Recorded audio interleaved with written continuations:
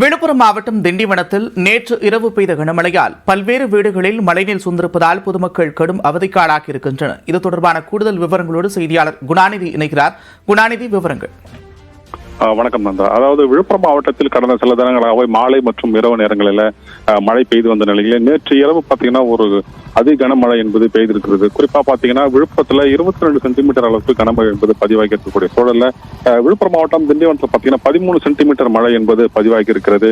இதன் காரணமாக அதாவது திண்டிவனம் நகரப்பகுதிக்கு உட்பட்ட பல இடங்களில் தாழ்வான பகுதிகளில் மழை நீர் என்பது சூழ்ந்திருக்குது. குறிப்பா பார்த்தீங்கன்னா வாகாப் நகர் உள்ளிட்ட பகுதிகளில் பார்த்தீங்கன்னா 100க்கும் மேற்பட்ட வீடுகள் வந்து மழைநீர் என்பது சூழ்ந்திருக்குது. குறிப்பா பார்த்தீங்கன்னா திண்டிவனத்திலிருந்து புதுச்சேரி செல்லக்கூடிய தேசிய நெடுஞ்சாலைகள்ல மழைநீர் சூழ்ந்திருப்பதால் வாகனங்கள் செல்வதற்கு ஒரு சிரமமான சூழல் வந்து இருக்கிறது. தொடர்ச்சியா பாத்தீங்கன்னாக்கா பல்வேறு பகுதிகள் குறிப்பா பாத்தீங்கன்னா இந்த மன்னார் சாமி கோவில் தெரு உள்ளிட்ட பகுதிகளையும் பாத்தீங்கன்னாக்கா தரைப்பாலங்கள் மூழ்கி போக்குவரத்து என்பது ஒரு பாதிப்பு என்பது ஏற்பட்டிருக்குது. அந்த திண்டிவனத்திலிருந்து மக்கானம் செல்லக்கூடிய சாலைகள் தற்போது தேசிய நெடுஞ்சாலையாக மாற்றப்பட்டு பணிகள் நடைபெற்று வருவதால பாத்தீங்கன்னா அந்த மழைநீர் என்பது வெளியேறுவதற்கு வழி இல்லாமல் குடியிருப்புகளை சூழ்ந்திருக்கக்கூடிய சூழல்ல உடனடியாக மழைநீரை வெளியேற்ற வேண்டும் என்பது அப்பகுதி மக்களுடைய கோரிக்கையாக இருக்கிறது. தொடர்ந்து இந்த மழை காரணமாக விழுப்புரம் மாவட்டத்தின் பல பகுதிகளில் பார்த்தீங்கன்னாக்கா தொடர்ந்து மழைநீர் என்பது சூழ்ந்து ஒரு இக்கட்டான சூழ்நிலை என்பது பொதுமக்களுக்கு ஏற்பட்டிருக்கிறது.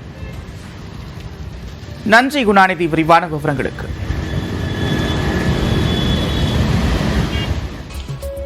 ஒகேனக்கல் காவிரி ஆற்றில் வினாடிக்கு 20,000 கன அடியாக இருந்த நீர்வரத்து 23,000 கன அடியாக அதிகரித்துள்ளது. சுற்றுலாப் பயணிகள் அருவிகளில் குளிக்க தடை தொடரும் நிலையில் பரிசல்கள் தொடர்ந்து இயக்கப்படுகின்றன. விவரங்களுடன் செய்தியாளர் சுகுமார் இணைந்திருக்கிறார். சுகுமார், தண்ணீரின் வரத்து மேலும் அதிகரிக்கும்னு சொல்லப்படுதா? என்ன விவரம்? லாவண்யா, தற்பொழுது ஒகேனக்கல் காவிரி ஆற்றில் காலை வினாடி நிலவரப்படி வினாடிக்கு 23,000 கன அடியாக அதிகரித்து வருகிறது. அதாவது கடந்த 20 நாட்களாகவே கர்நாடகாவில் பெய்த மழையின் காரணமாக கர்நாடகாவில் உள்ள கபினி மற்றும் கேஆர்எஸ் அணைகளிலிருந்து சுமார் 2 லட்சம் கன அடி வரை தண்ணீர் திறக்கப்பட்டது. அதனால ஒகேனக்கல் காவிரி ஆற்றில் வெள்ளப்பெருக்கு ஏற்பட்டிருந்தது. இதனால் சுற்றுலா பயணிகளுக்கு மாவட்ட நிர்வாகம் பரிசல் இயக்கவும் குளிக்கவும் அனுமதி மறுக்கப்பட்டிருந்தது.